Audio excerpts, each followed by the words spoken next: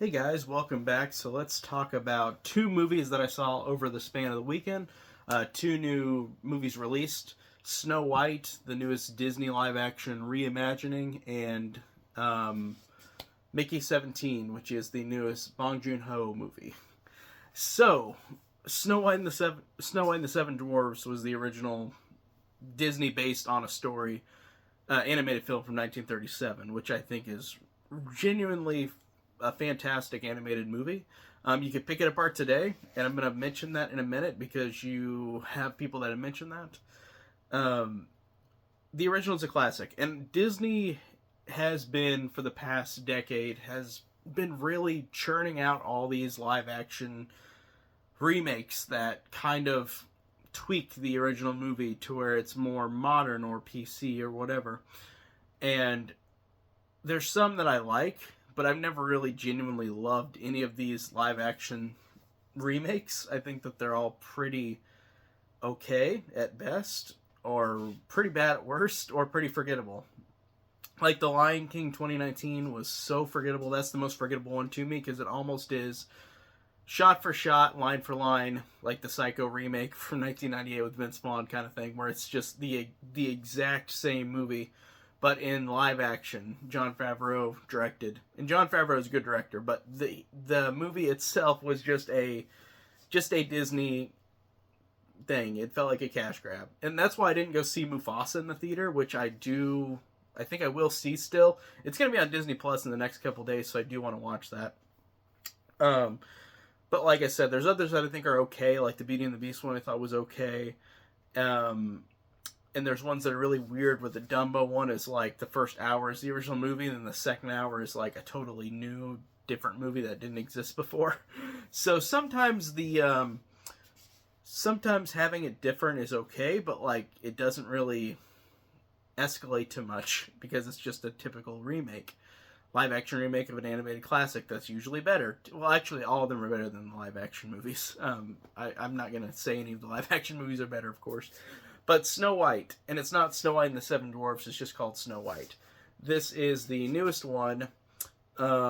This movie had a lot of controversy before the film was even released with actress Rachel Zegler, who I have not seen in much. She was in West Side Story and New Hunger Games, which I still have not seen either. The most recent Hunger Games, and there were just a lot of controversial comments. I was talking over myself. Controversial comments with her saying that the original movie sucked because it was about a man who stalked Snow White and she didn't have a will of her own besides to get with a man and to get married and become become part of the royal family kind of thing. The original Snow White. And I can see that from a standpoint of like the original 1937 movie is a fantasy classic that is not as universally what's the word? Not universally made in a way where it appeases to every kind of person, because it is just kind of stereotyping a woman just pawning for a man and that's it. And I get that from the original movie, but I still love the original movie, even though you can pick stuff like that apart. The original movie is just one of the best pieces of animation ever, and it was the first in America, I believe. I think it was the first fully animated feature film. And I love it despite those kind of little annoyances. Like, those don't bother me because I know in the time period that's what it was. That's how it was. How it was, and we have evolved and changed over the years.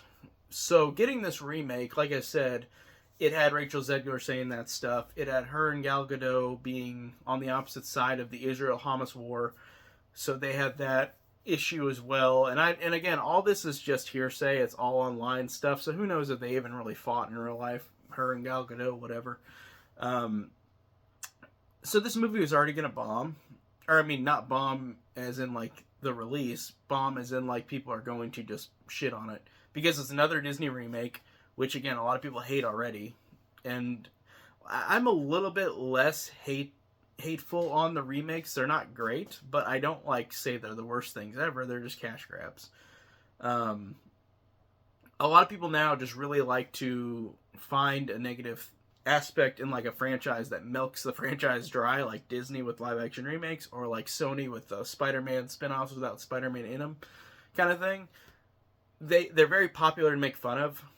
So that's why it makes sense with this one. It's very popular to make fun of Snow White because it is.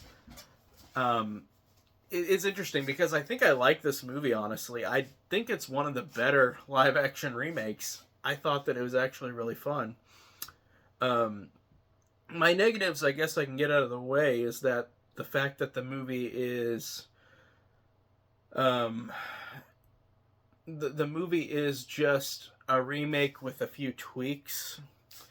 Like, it doesn't have anything with her pawning over the prince. There is no prince in this. It's a guy who's part of the resistance against the queen of Snow White's stepmom, against the resistance of her, who Gal Gadot plays.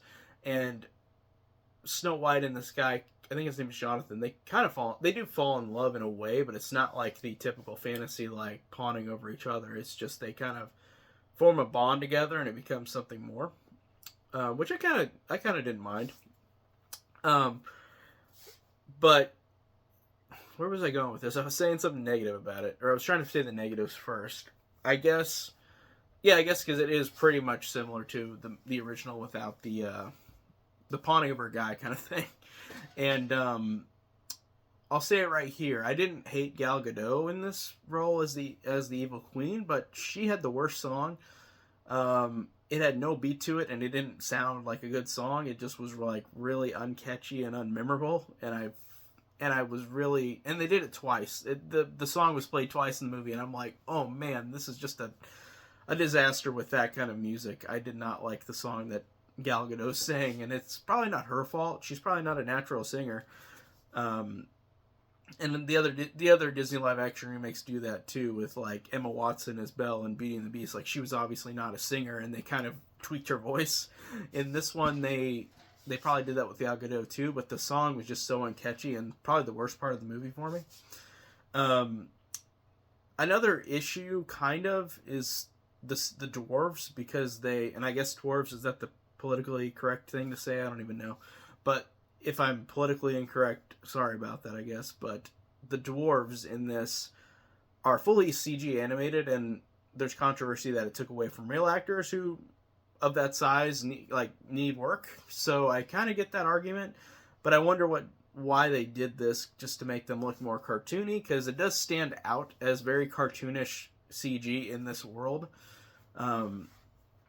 So I guess it's a kind of a complaint having the dwarves CG, but I think that I honestly kind of forgot. Like, I mean, I could tell every time that they're CG characters, but as the movie went along, I honestly didn't care that much that they were a fully CGI character. That didn't bother me that much. So that's kind of a qualm with the characters, the CG dwarves, but I mean, whatever. Like, it's not like a giant issue. Like, I'm used to this CGI. And so I guess those are my negatives. I don't think I've got any more negatives, really. The music is okay. The new music is okay. Except for one song, and this is where it comes to the positives. The song that Rachel Zegler sings, Waiting on a Wish, honestly was really good. And it really felt like an old-style Disney song. That was the best thing in the movie, honestly, is that song. And Rachel Zegler's a really great singer. She is...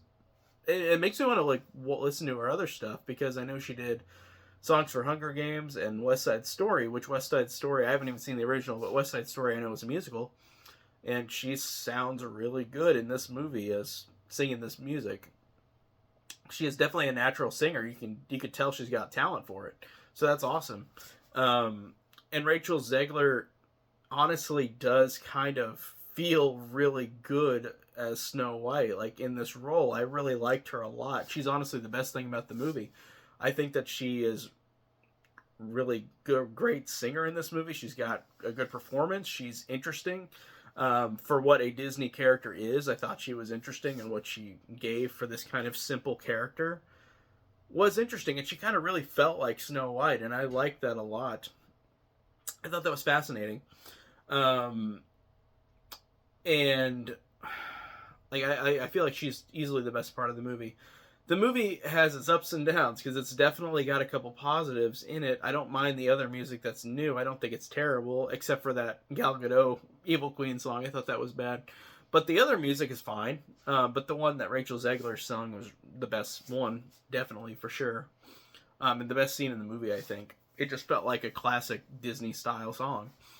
But the movie, like I said, is all over the place. Whenever there's an okay thing or a good thing, there's kind of a weird thing that happens at the same time. Like, it feels like a scatterbrained movie. It feels like definitely an executive's movie. Like, the Disney executives are obviously like, okay, we're going to try to appease the masses, but we're going to try to make everyone happy at the same time, and that just doesn't work out. It's very hard to do. And I'm not a producer, of course, but I just know that you could tell that whenever the producers are dipping their fingers into this movie, like, there's too many cooks in the kitchen, like, messing with this stuff. So this is a cash grab in a way, but I thought there was stuff that I liked about it, you know? I thought this was honestly really fun, and I don't think it deserves the 2.2 on IMDb, which of course is just the trolls that are mostly, this always happens with a woman-led movie, whether the woman-led movie is a good movie or not. It's just always like downrated so badly in IMDb that it's like you can't take it seriously. It's insane. But anyway, I liked Snow White. I thought it was actually kind of fun. I thought it felt like an older Disney movie. Not all of it, but moments of it. So I had a fun time. I thought it was fine. And then let's talk about Mickey 17, which is the newest Bong Joon-ho movie, starring Robert Pattinson, and also Mark Ruffalo, Toni Collette, and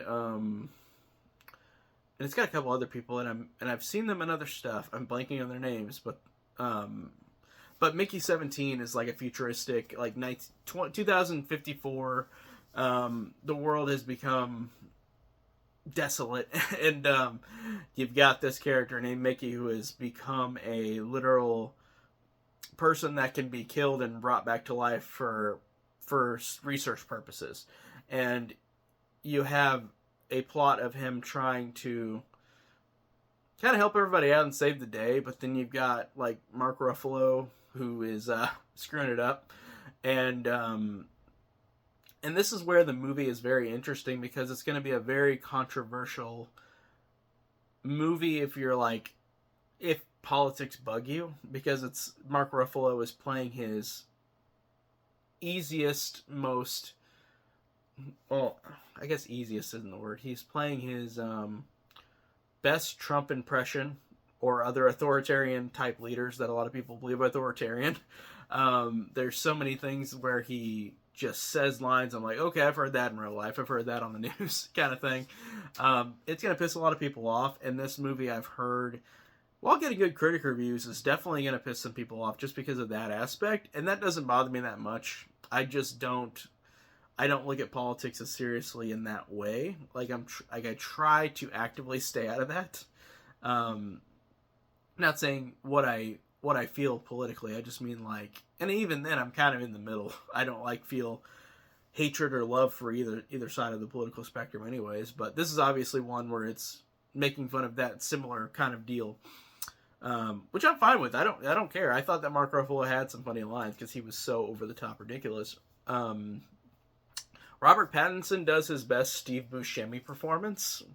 He's got such a crazy voice in this. Like, listening to it, I'm like, it's so funny to hear him talk every time. Like, he just does a really good job playing a different character that I've never heard before in his acting performance of the movies that I've seen him in.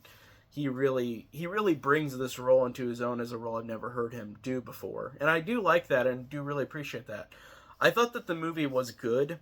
Bong Joon-ho, I've only seen Parasite and Snowpiercer, and Parasite, like everybody, I loved. I thought it was great. Snowpiercer I thought was really good too, but it's been a long time since I've seen Snowpiercer. I have not seen his other stuff like Okja, which I want to see. But this one is probably my least favorite out of the three that I've seen. It's not bad at all. It's got some good things, good performances. It feels like it's just too long for me. I feel like it just kind of meandered a little bit, like where it was just kind of like too much of just a lot of screwing around, like the characters doing silly stuff, which, I mean, sometimes it worked, sometimes it didn't. I just felt like it was slightly too long, I guess. But it was still an entertaining movie overall, and I did have fun with it. I did like Mickey 17. I definitely don't regret watching it. It's just, It's just one. Maybe I was tired also because I was at a convention all weekend and I went and saw this like at 9 at night and it was like a 2 hour movie and I'm like, okay, I'm getting kind of ready to go. 2.5 hour movie actually. So maybe that's why partially, but there were still elements of it I really dug. Like I said, Robert Pattinson I dug. I really liked all the performances overall. I thought that they were all interesting and fun. Good visuals. It definitely is a bomb though. It's not a movie that's gonna be and even before people mention the political stuff, this movie is already gonna bomb because it is just a movie that is wacky and weird, and it's unfortunate because I like this one. I thought it needs more love than it's going to get at the box office because it's not going to get. It's going to become one of those indie cult movies, and I was surprised that this movie became, in terms of marketing, became so popular to put out by Warner Brothers because it's a movie that I feel like Warner Brothers would have been like, yeah, this is not going to do well, but maybe Warner Brothers is banking on it becoming a cult hit because it's just one of those movies that you know just screams it's going to be a cult hit later. It's not going to be a good theatrical release, but that's fine. Like I said, it's going to have its fans, and I was a pretty good fan of it. I thought I enjoyed it. I didn't love it, but I liked it a lot. I thought it was fun. Just a little too long. But yeah, fun time at the movies. I did like both of these movies. It's hard. I think I liked, in terms of entertainment value, I think I liked Snow White slightly more, just because, like, I was just so fascinated by this movie before it even came out because of all the bullshit that it was just going on about if it was going to be as bad as it was. And some people said it's really bad, and I honestly can't agree. I thought it was fun and entertaining, solid. Like, not anything near the masterpiece the original was, but it's not a piece of shit either, like everyone's saying it is. And Mickey 17, like I said, is fun. But Bong Joon-ho movies I typically can just watch once and be fine with, and I don't really rewatch them, but this was definitely worth watching for me. But yeah, I don't think I'll watch it again, at least for a while, because they're just not my kind of movies that have rewatchability. Personally. But like I said, it's a good movie, Mickey 17. So yeah, that's it. Pretty quick video, but I just want to get those two out. I'm tired from the convention I was at all weekend. I met Skeet Ulrich, which was awesome. But yeah, that's it for today. I'll talk to you guys later. Take care.